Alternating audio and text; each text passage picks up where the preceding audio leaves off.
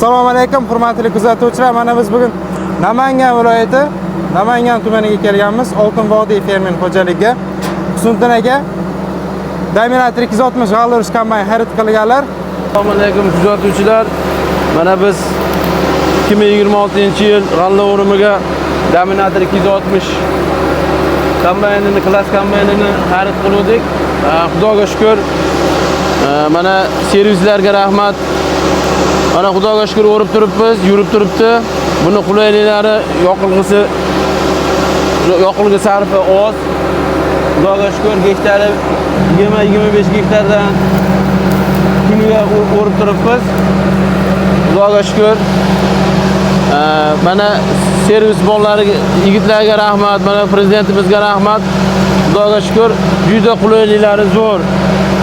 Komfort, ichlari, konditsionerlari zo'r. Juda qulay bo'lib ishlab chiqilibdi. Ming marta rahmat deymiz.